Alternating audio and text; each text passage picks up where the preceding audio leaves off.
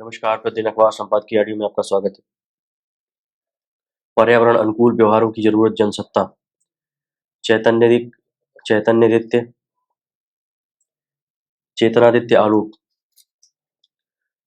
प्रदूषण आजकल दुनिया भर में एक ज्वलंत विषय बना हुआ है। दरअसल इसके दुष्प्रभावों से केवल मनुष्य नहीं, पशु पक्षियों, कीट पतंगों समेत जल, थल और नभ के समस्त चराचर प्राणियों का जीवन अब बुरी तरह प्रभावित होने लगा है। देखा जाए तो इस ब्रह्मांड को धूल, धुओं और विषैली गैसों से भरा गुब्बारा बनाने में मनुष्य का ही हाथ है। मनुष्य अपने ही कर्मों के चलते आज प्रदूषण के क्रूर पंजों का भीषण प्रहार झेलने को बेबस है, पर बिल्कुल सहज, सरल और प्राकृतिक जीवन जीने वाले निरीह पशु पक्षियों तथा कीट पतंगों का भला क्या दोष, जिन्हें व्यर्थ ही प्रदूषण के भयावह परिणाम झेलने पड़ते हैं।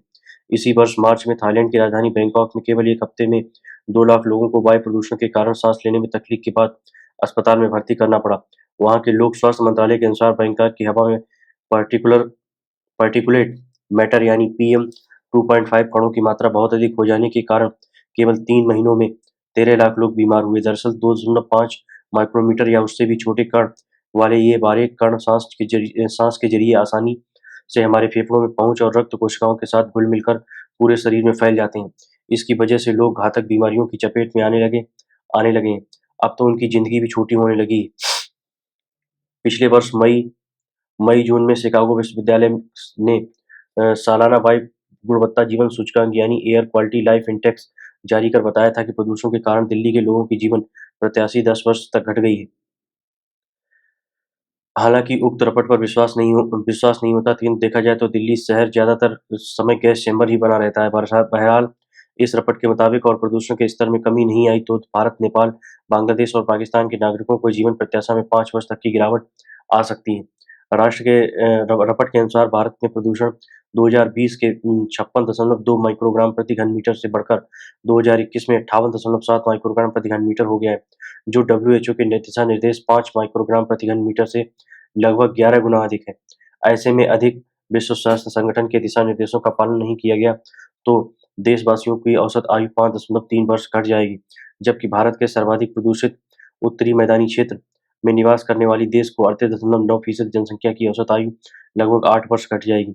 इसी उत्तरी क्षेत्र में अवस्थित 2.25 करोड़ की घनी आबादी तथा बेशुमार वाहनों के बोझ से त्रस्त दिल्ली शहर फिलहाल दुनिया का सर्वाधिक प्रदूषण शहर बना हुआ है, जिसका वार्षिक औसत वायु प्रदूषण 126.5 माइक्रो घन प्रति घन मीटर है।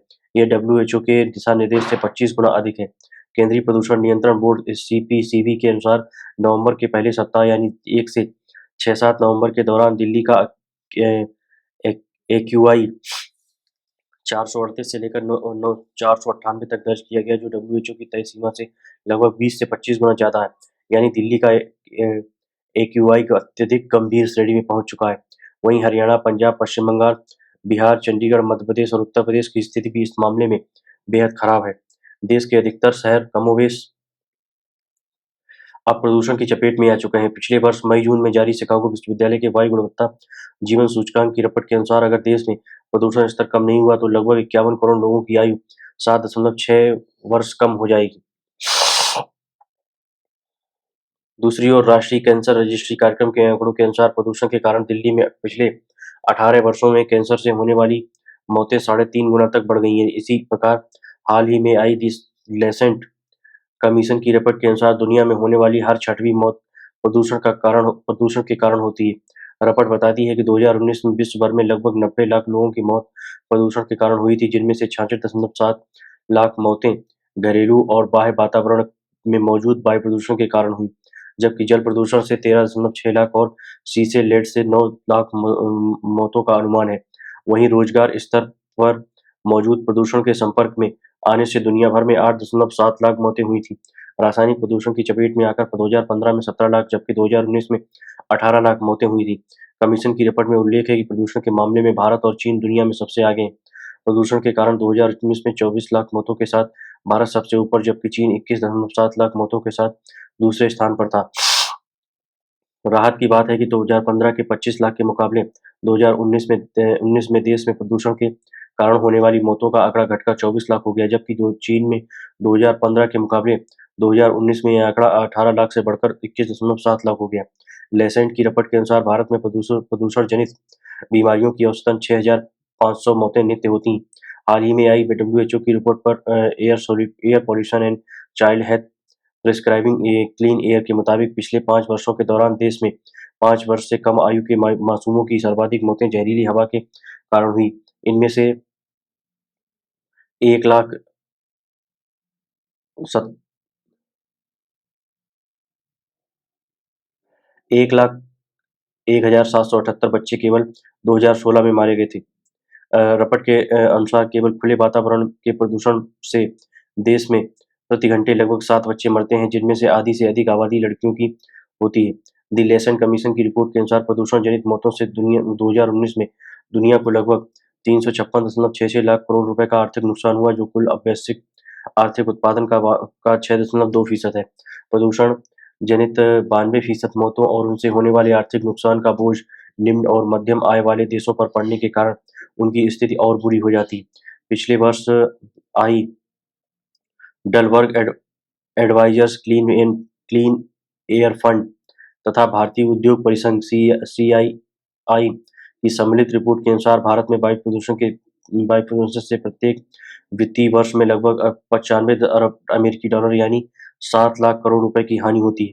बहरहाल, प्रदूषण कम करने के उपायों को कमोबेश अब दुनिया के प्रमुख देश अपनाने लगे हैं, किंतु दी लेसेंट कमीशन रिपोर्ट के प्रमुख लेखक रिचर्ड फुलर का मानना है कि प्रदूषण के कारण सेहत पर पड़ने वाले नकारात्मक प्रभावों को लेकर वैश्विक स्तर पर किए गए प्रयास अब भी कामयाब नहीं दिखते। हालांकि भारत सरकार प्रदूषण कम करने हेतु पंचामृत सिद्धांत के अंतर्गत सकल अपनी सकल ऊर्जा आवश्यकताओं का 50% नवीकरणीय ऊर्जा स्रोतों से प्राप्त करने के संकल्प के साथ आगे बढ़ रही है। इसके लिए वह हाइड्रोजन नीति को बढ़ावा देने, BS6 नियमों को अपनाने तथा वाहन कबाड़ नीति लागू करने जैसे कई कार्य कर रही है। अगर वास्तव में प्रदूषण का यह विकराल संकट नागरिकों के स्वास्थ्य और पर्यावरण अनुकूल व्यवहारों जैसे प्राकृतिक जीवन शैली, पौधरोपण, नवीकरणीय ऊर्जा के उपयोग, साइकिल चलाने, पैदल चलने आदि को अपनाए बिना दूर नहीं किया जा सकता। इसलिए इस